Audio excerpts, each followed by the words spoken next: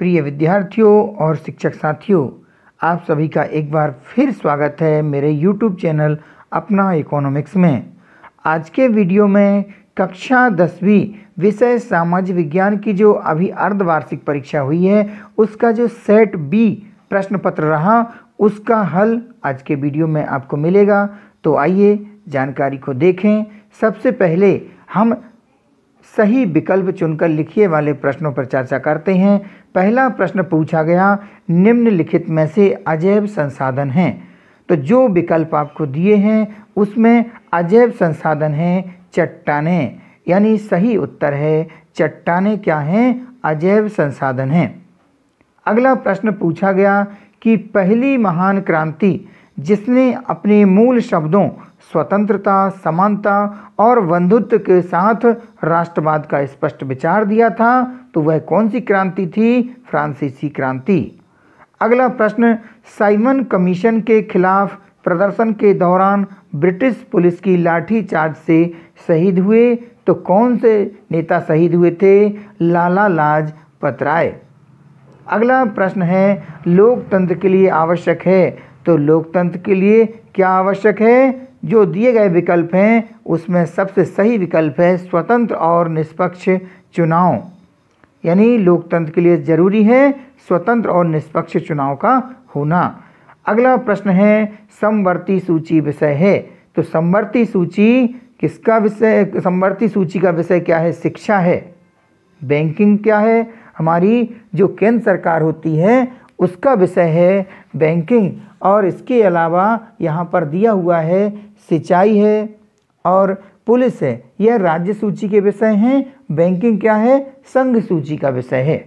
तो इस प्रकार से हमारा जो प्रश्न पूछा कि समवर्ती सूची का विषय क्या है, तो शिक्षा समवर्ती सूची का विषय है। अगला प्रश्न है, सामान्यतः किसी देश का विकास किस आधार पर निर्धारित किया जाता है? तो देश का आर्थिक विकास प्रति व्यक्ति के आय के आधार पर भी होता है, औसत साक्षरता स्तर से भी मापा जाता है और लोगों की स्वास्थ्य स्थिति को भी देखा जाता है। इस प्रकार से हमारा सही उत्तर हो जाएगा उपरोक्त सभी। इसके बाद अगला जो प्रश्न है, रिक्त स्थान की पूर्ति कीजिए। तो यहाँ पर मैंने रिक्त स्थान भर दिए हैं, आप यहाँ देख सकते हैं। जैसे पहला प्रश्न है, जिम कॉर्बेट राष्ट्रीय उद्यान रिक्त स्थान राज्य में स्थित है, तो यहाँ पर रिक्त स्थान में आना है उत्तराखंड। तो जिन परीक्षार्थियों ने उत्तराखंड लिखा है उनका उत्तर बिल्कुल सही रहा। अगला प्रश्न, रिक्त स्थान को सुनहरा रेशा कहा जाता है, तो यहाँ इस रिक्त स्थान में आना है जूट। जूट को सुनहरा रेशा कहा जाता है। अगला प्रश्न है, श्रीलंका की राजधानी रिक्त स्थान है, तो श्रीलंका की राजधानी कोलंबो है। अगला प्रश्न, भारत में संघवाद की प्रणाली को रिक्त स्थान देश के संविधान से ग्रहण किया गया, तो यहाँ सही उत्तर है कनाडा। यानी भारत में जो संघवाद है, भारतीय संविधान में संघवाद की प्रणाली को कनाडा देश के संविधान से ग्रहण किया गया है। अगला प्रश्न, भारत में करेंसी नोट रिक्त स्थान जारी करता है, तो रिजर्व बैंक ऑफ इंडिया या भारतीय रिजर्व बैंक? भारतीय रिजर्व बैंक क्या है? हमारे देश में करेंसी नोट जारी करता है। अगला प्रश्न है, भारत में वयस्क मताधिकार की उम्र रिक्त स्थान वर्ष है, तो यहाँ सही उत्तर है 18 वर्ष। यानी भारत में वयस्क मताधिकार की आयु कितने वर्ष है? 18 वर्ष है। अगला जो प्रश्न है तीसरा, कि निम्नलिखित प्रश्नों के उत्तर सत्य असत्य में बताना है, यानी हमें बताना है कौन सा कथन सत्य है कौन सा असत्य। तो पहला इसमें प्रश्न है कि पुरानी जलोढ़ मृदा को बांगर भूमि कहा जाता है, यह कथन बिल्कुल सत्य है।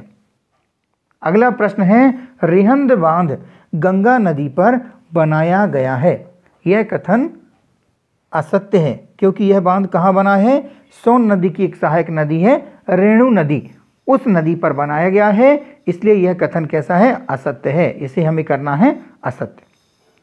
तीसरा प्रश्न है इसमें कि भारत का पहला लौह एवं इस्पात संयंत्र जमशेदपुर में स्थापित किया गया था, तो यह कथन सही है, सत्य है, हमें सत्य लिख देना है। इसके बाद जातिवाद लोकतंत्र के मार्ग में बाधक नहीं है, यह कथन असत्य है, तो हमें यहाँ पर असत्य लिख देना है इसके साथ में। अगला प्रश्न, वैश्वीकरण के कारण मिले लाभ में श्रमिकों को न्याय संगत हिस्सा नहीं दिया गया, यह कथन सत्य है। अगला प्रश्न इसमें है कि लैंगिक विभाजन से अभिप्राय पुरुषों और महिलाओं के बीच विभाजन से है, यह कथन भी सत्य है। तो यहाँ पर हमारा पहला कथन, तीसरा कथन, पांचवा और छठवां कथन सत्य हैं, जबकि दूसरा और चौथा जो प्रश्न इसमें दिए हैं वह असत्य हैं। अगले प्रश्न की चर्चा करते हैं। अगले प्रश्न में है सही जोड़ी बनाइए। सरदार सरोवर बांध। सरदार सरोवर बांध किस नदी पर है? नर्मदा नदी पर। तो आपको यहाँ क्या लिख देना है विकल्प में? यहाँ पर नर्मदा नदी को लिख देना है। इसके बाद हीराकुंड बांध कहाँ बना है? तो हीराकुंड बांध महानदी पर बना है। सोयाबीन मध्य प्रदेश की प्रमुख फसल है। मध्य प्रदेश को सोया प्रदेश भी कहा जाता है। औद्योगिक क्रांति इंग्लैंड में हुई, तो इसकी जोड़ी इंग्लैंड से हो जाएगी। बिस्मार्क जर्मनी से जोड़ी मिल जाएगी। और सबसे अधिक यानी सर्वाधिक साक्षर राज्य कौन सा है? केरल है। इस प्रकार से हमारी सही जोड़ी बन गई। अब हम अगले प्रश्न की बात करते हैं, जिसमें एक शब्द में या एक वाक्य में उत्तर देना है। कांग्रेस के किस अधिवेशन में पूर्ण स्वराज की मांग की गई थी? तो वह अधिवेशन था लाहौर अधिवेशन, जो कि दिसंबर 1929 में हुआ था। तो हमें यहाँ लिख देना है कांग्रेस के किसके बदले में लिख देंगे? कांग्रेस के लाहौर अधिवेशन में पूर्ण स्वराज की मांग की गई थी। अगला प्रश्न है प्रथम विश्व युद्ध में मित्र देश कौन कौन थे? तो हमें मित्र देशों के नाम लिखना है। तो यहाँ पर मित्र देशों के नाम बता देंगे, ब्रिटेन, फ्रांस, रूस। ये देश क्या थे? मित्र देश थे। इसके बाद अगला प्रश्न है प्रति व्यक्ति आय ज्ञात करने का सूत्र लिखिए। तो प्रति व्यक्ति आय ज्ञात करने के लिए कुल आय में हम भाग दे देते हैं देश की जनसंख्या से, यानी कुल आय बटे कुल जनसंख्या। ये हमारा प्रति व्यक्ति आय ज्ञात करने का सूत्र है। अगला प्रश्न है विकास की प्रारंभिक अवस्था में सबसे महत्वपूर्ण क्षेत्रक कौन सा है? तो विकास की प्रारंभिक अवस्था में सबसे महत्वपूर्ण क्षेत्रक प्राथमिक क्षेत्र है। यहाँ हम कौन सा के बदले में लिख देंगे? प्राथमिक क्षेत्र है। किस बेरोजगारी को छिपी हुई बेरोजगारी भी कहते हैं? तो यहाँ जो किस लिखा हुआ इसको हम कट करेंगे यहाँ से और यहाँ लिख देंगे प्रच्छन्न बेरोजगारी। प्रच्छन्न बेरोजगारी को छिपी हुई बेरोजगारी भी कहते हैं और यह किस क्षेत्र में होती है? कृषि क्षेत्र में पाई जाती है। अगला प्रश्न है सकल घरेलू उत्पाद का मापन कौन करता है? तो सकल घरेलू उत्पादन का जो माप है वह कौन करता है? वह केंद्रीय सांख्यिकी संगठन करता है। सकल घरेलू उत्पाद का मापन करता है केंद्रीय सांख्यिकी संगठन। तो इस प्रकार से मैंने आपको यहाँ पर सभी वस्तुनिष्ठ प्रश्न जो एक एक नंबर वाले प्रश्न थे उनके उत्तर बता दिए हैं। जिन विद्यार्थियों को यह प्रश्न पत्र नहीं मिला हो उनके लिए भी यह वीडियो काम का है, क्योंकि वे अपनी वार्षिक परीक्षा की तैयारी इन प्रश्नों को हल करके कर सकते हैं। तो आगे ऐसे प्रश्न हैं जो आपको अलग 2 नंबर और 3 नंबर में लिखना थे। यदि किसी को प्रश्न पत्र नहीं मिला हो तो इस वीडियो को रोक करके इन प्रश्नों को देख सकते हैं, अपनी कॉपी में लिख सकते हैं। अभी प्रश्नों के उत्तर का सिलसिला जारी रहेगा। आगे मैं आपसे वह चर्चा करूंगा जो भारत के मानचित्र वाला जो इसमें प्रश्न आया था कि मानचित्र में निम्नलिखित परमाणु ऊर्जा संयंत्रों को दर्शाना है और लौह इस्पात संयंत्र केंद्रों को दर्शाना है। तो उनके बारे में भी मैं आपको यहाँ पर बताने का प्रयास कर रहा हूँ। तो ये प्रश्न आपको 2 नंबर वाले, फिर इसके बाद 3 नंबर वाले प्रश्न, यदि आपको प्रश्न पत्र नहीं मिला हो तो आप इनमें से नोट कर सकते हैं, वीडियो को रोक करके देख सकते हैं। अब मैं आपसे चर्चा करूंगा प्रश्न क्रमांक 23 के बारे में कि भारत के मानचित्र में निम्नलिखित परमाणु ऊर्जा संयंत्रों को दर्शाइए। तो हम इन पर एक एक की चर्चा करेंगे। मैं मानचित्र के माध्यम से आपको समझाने का प्रयास करता हूं। ये दोनों ही प्रश्न यानी कि 23वां प्रश्न और उसका जो अथवा है उसको हल करने का यहाँ प्रयास किया। तो आइए इसमें देखें। सबसे पहले जैसे आपका प्रश्न है 23 में पहले वाला जो प्रश्न था काकरापारा परमाणु संयंत्र। तो काकरापारा जो परमाणु संयंत्र है आपको यहाँ पे चित्र में समझाया गया है। आप इसको यहाँ पर बना देंगे और यहाँ पे काकरापारा परमाणु संयंत्र लिख देंगे। अगला था रावतभाटा परमाणु संयंत्र।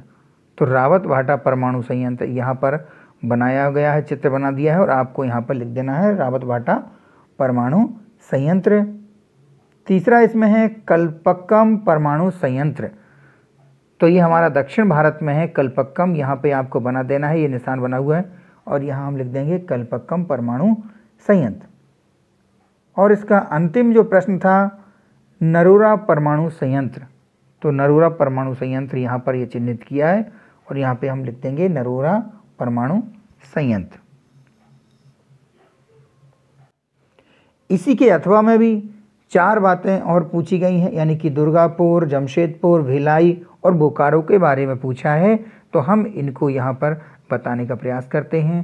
पहला जैसे पूछा गया दुर्गापुर, तो दुर्गापुर बताने के लिए आप यहाँ पर चिन्हित करेंगे और दुर्गापुर लिख देंगे, आपका उत्तर सही हो जाएगा। जमशेदपुर के बारे में पूछा जाए तो आप यहाँ पर चिन्हित करेंगे और जमशेदपुर लिख देंगे, आपका उत्तर सही हो जाएगा। इसके बाद भिलाई संयंत्र जो छत्तीसगढ़ में है, आप यहाँ पर चिन्हित करेंगे और भिलाई लिख देंगे। और अंतिम जो है बोकारो, तो यहाँ पर बोकारो यहाँ पर चिन्हित करेंगे, बोकारो लिख देंगे। इस प्रकार से आपका ये मानचित्र तैयार हो जाता है। यहाँ मेरा सुझाव ये रहेगा कि आपसे जैसे प्रश्न में पूछा गया कि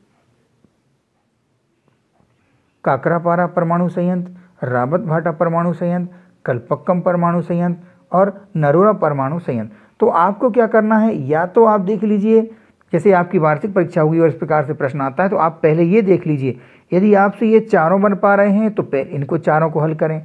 यदि ये चारों नहीं बन पा रहे हैं तो आपको करना क्या है, फिर आपको नीचे वाले इनमें से देख लीजिए, आपको जिनमें से भी 3 या 4 जो बन पा रहे हैं, अच्छे से आप कर पा रहे हैं, उनको हल कीजिए। ऐसा नहीं करना है कि पता चला आपने 2 इनके भी हल कर दिए और 2 इनके हल कर दिए, ये गलत हो जाएगा। ये नहीं करना है हमें, या जिसके भी करना है या तो हम पूरे ऊपर वाले 4 कर देंगे या फिर इनको नहीं करना तो हम इनके 4 कर देंगे। तो इस प्रकार से इनको हमें हल करना है। तो आज के वीडियो में आपको मैं कक्षा 10वीं का जो अर्धवार्षिक परीक्षा का जो सेट था, सेट बी, उसके हल मैं आपको लेके आया। वीडियो अच्छा लगा हो तो अपने मित्रों को शेयर करें, वीडियो को लाइक करें। आप सबने वीडियो को देखा, आप सभी का बहुत बहुत धन्यवाद।